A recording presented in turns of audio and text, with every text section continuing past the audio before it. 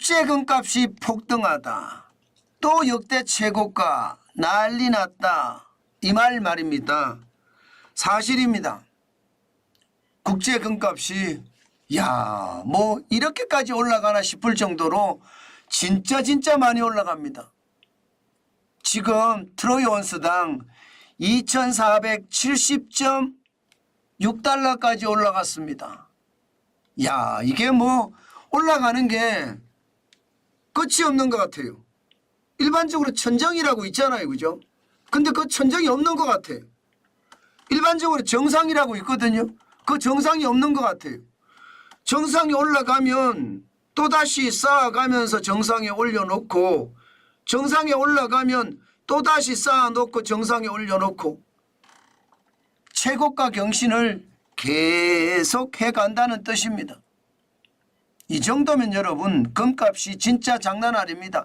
2022년 9월 26일에 트로이 온스당 1633.4달러를 기록한 적이 있거든요. 그런데 7월 17일 현재 2470.6달러. 1년 10개월 새예요. 50.3%가 올랐고요. 달러로 환산을 해보면 837.2달러가 올랐습니다. 진짜 장난 아니게 오르죠. 오르는 걸 보면 여러분들도 놀라울 정도죠. 이렇게 말입니다. 2022년 9월에서부터 지금 2024년 7월이거든요. 정확히 따지면 2년 10개월 동안, 1년 10개월 동안 계속해서 지금 올라간다는 뜻인가요? 계속해서. 저는 이게 굉장히 충격적으로 봅니다. 그만큼 금값이 지금 시장에서는요, 금값밖에 없다. 이렇게 생각하는지도 모릅니다. 그런데 우리는요, 왜 금값이 올라가는지 여기에 대해서 생각해 볼 필요가 있습니다. 왜 금값이 올라갈까요? 간단합니다. 미국의 금리가 내린다는 신호가 굉장히 강하잖아요. 지금 미국의 기준금리는 최고금리가 5.5%입니다. 이 5.5%가 적어도 9월에는 금리가 확실히 인하된다. 이렇게 전망이 되고 있습니다. 시카고 상품거래소 패드워치를 보면 9월에 0.25% 인하할 확률이 93.3%입니다. 그만큼 말입니다. 9월에는 무조건 금리 인하예요. 무조건 금리 인하. 그러면 여러분 금리 자체가 5.5%인 금리가 5.25%가 된다는 뜻인가요? 문제는 여러분 이게 9월에 인하하잖아요. 그러면 그 이후에 이게 굉장히 많아요. 인하할 시점이.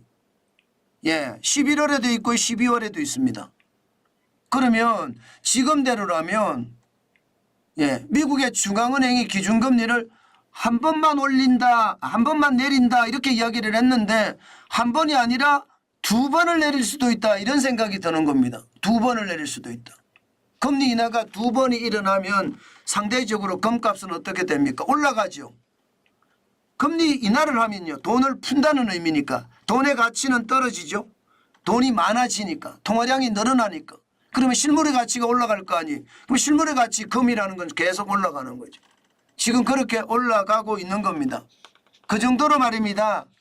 실물의 가치가 그 어느 때보다 강화된다는 뜻입니다.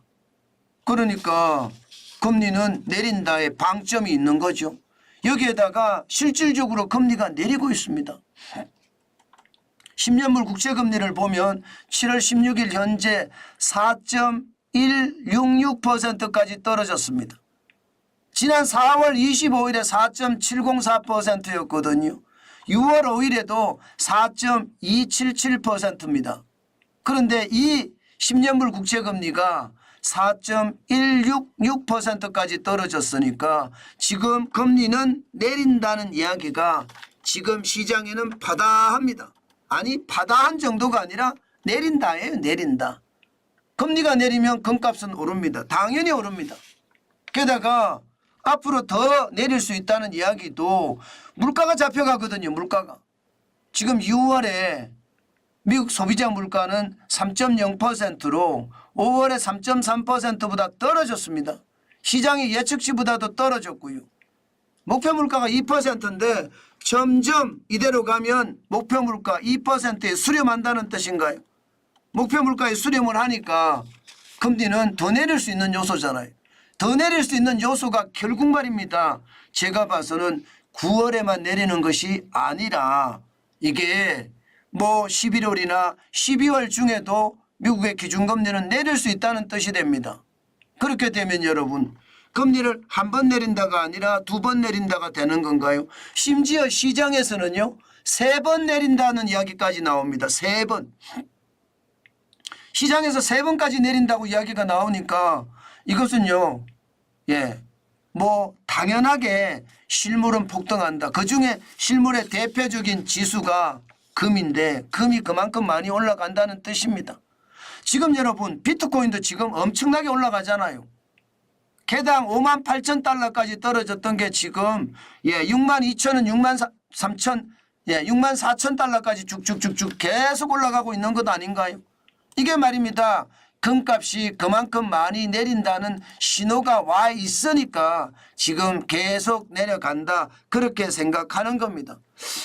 저는 이것을 보면서요 결국 이렇게 되면 앞으로 금값은 이게 더 올라가는 것 아닌가 이런 생각도 하게 됩니다.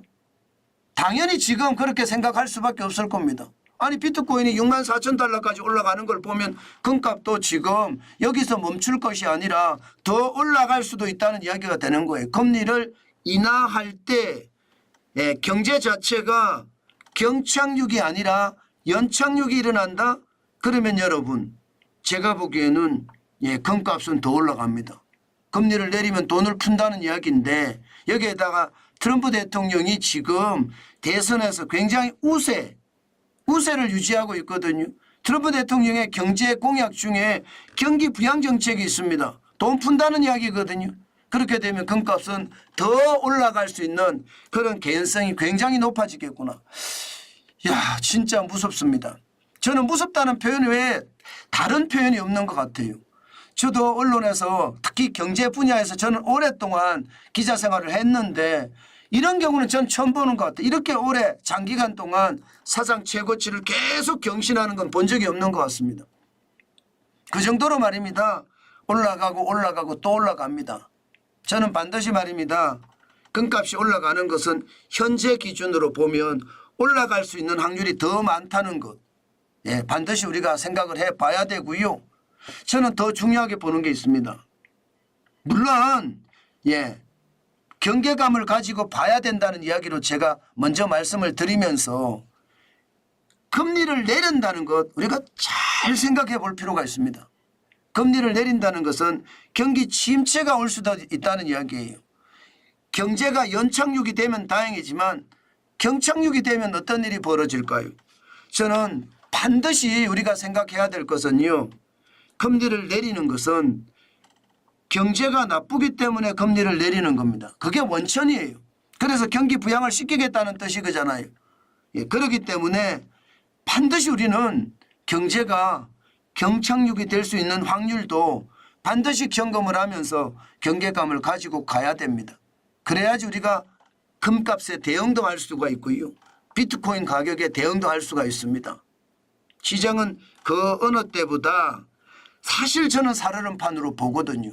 통화량이 너무 많고 그에 따른 거품이 너무 많이 쌓여 있는 것은 아닌가.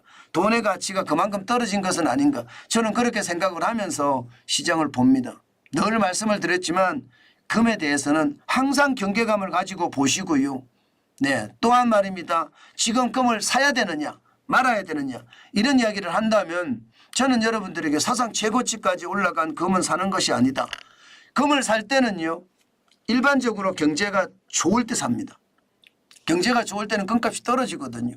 위기가 오면 올수록 금값은 올라가니까 항상 보면요. 오일 쇼크 때나 글로벌 금융위기 때나 코로나 팬데믹 때나 일반적으로 그때가 올라갔습니다. 그러니까 늘 조심하시면서 시장을 보셔야 되겠다. 위기 때는 금값이 올라간다. 만약에 금을 살라고 하면 위기가 아닌 일반적인 상황에서 금을 사는 게 좋다. 그 말씀 오늘도 강조해 드립니다. 그렇지만 진짜 무섭다는 생각은 들죠.